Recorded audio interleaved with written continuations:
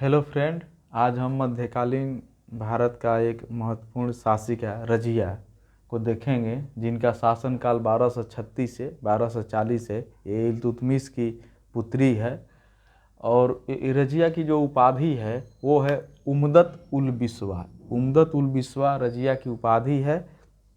ये उतना इम्पोर्टेंट नहीं है, उम्दत उल बिस्वा उपाधि नहीं पूछा गया है रजिया का। ये इम्पोर्टेंट क्वेश्चन है कि रजिया दिल्ली सल्तनत की प्रथम और अंतिम मुस्लिम शासिका थी।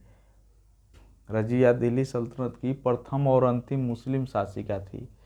ये क्वेश्चन कई बार एग्जाम में पूछा हुआ है और इल्तुतमिश ने इसको ही अपना उत्तराधिकारी घोषित किया था, लेकिन उससे पहले रुकनुद्दीन फिरोज को तुर्कों ने दिल्ली का सुल्तान बना दिया था और उसकी जो माता थी शाह तुर्कान, वो काफ़ी अत्याचारी महिला थी, जिससे वहाँ की प्रजा को काफ़ी परेशानी हो रही थी। उसी के अगेंस्ट में जब जुमे की नमाज थी तो रजिया ने लाल वस्त्र धारण करके, आप जानते हैं कि दिल्ली सल्तनत में लाल वस्त्र है वो न्याय का प्रतीक माना जाता है, और लाल वस्त्र धारण करके रजिया ने इंसाफ मांगा और पहली बार रजिया के मामले में ही दिल्ली की जनता ने उत्तराधिकारी के प्रश्न पर स्वयं निर्णय लिया था। ये इम्पोर्टेंट है। और ग्वालियर विजय से वापस आने पर इल्तुतमिश ने रजिया को अपना उत्तराधिकारी घोषित किया था, ये भी इम्पोर्टेंट है। और टंका, जो चांदी का सिक्का था, टंका ये सिक्का था चांदी का, इस पर रजिया का नाम भी इल्तुतमिश ने अंकित कराया था। और जब ये शासक बन गई तो ये पुरुषों की तरह काबा और कुलाह पहन के, पुरुषों की तरह ही टोपी और परिधान पहन के दरबार में आती थी, जिससे तुर्कों को ये बातें अच्छा नहीं लग रहा था। इसी कारण तुर्क ने इसके खिलाफ विद्रोह करना शुरू कर दिया था। उसके बाद पंजाब में जब विद्रोह हो रहा था, अल्तुनिया ने विद्रोह किया था, तो उस विद्रोह को दबाने के लिए रजिया जाती है पंजाब, लेकिन रजिया को गिरफ्तार कर लिया जाता है अल्तुनिया के द्वारा। लेकिन रजिया ने अपनी कूटनीति का परिचय देते हुए अल्तुनिया से शादी कर लेती है।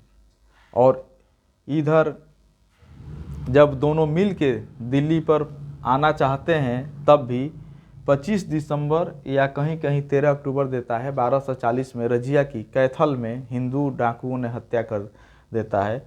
और उस समय अल्तुनिया तबर ए हिंद या भटिंडा का सूबेदार था। तबर ए हिंद और इसी को भटिंडा भी यहाँ का सूबेदार था। तो रजिया का शासनकाल बहुत अल्प काल का रहा है। रजिया ने ही इल्तुतमिश का मकबरा बनाया था। और के निजामी जो इतिहासकार है, उनका कहना है कि इस बात से इनकार नहीं किया जा सकता है कि इल्तुतमिश के उत्तराधिकारियों में रजिया ही सर्वश्रेष्ठ थी। और एल्फिस्टन महोदय ने इसके बारे में लिखा है कि यदि रजिया स्त्री नहीं होती तो उसका नाम भारत के महान मुस्लिम शासकों में एक होता। और रजिया का असफल होने का सबसे बड़ा कारण ये भी माना जाता है कि रजिया का स्त्री होना ही इसकी सबसे बड़ी असफलता का कारण था, क्योंकि पुरुष प्रधान समाज रजिया को बर्दाश्त नहीं कर रहा था। तुर्क अमीर रजिया को बर्दाश्त नहीं कर पा रहे थे।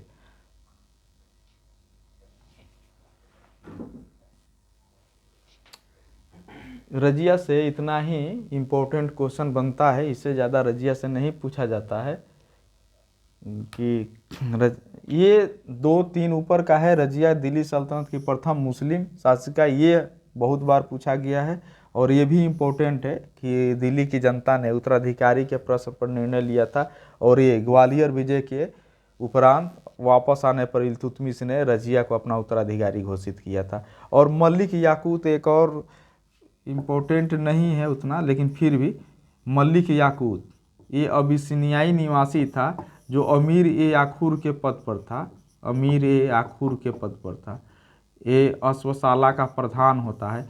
कहा जाता है कि मलिक याकूत से और रजिया के बीच, दोनों के बीच में प्रेम संबंध था, और बाद में तुर्कों ने मलिक याकूत की हत्या भी कर दी थी। तो ये भी एक इम्पोर्टेंट है। हालांकि अभी तक ये प्रश्न पूछा नहीं गया है, संभावना है आगे पूछे जाने की। ओके फ्रेंड, फिर हम किसी नेक्स्ट वीडियो में किसी नेक्स्ट टॉपिक पर चर्चा करेंगे। तब तक के लिए ओके बाय।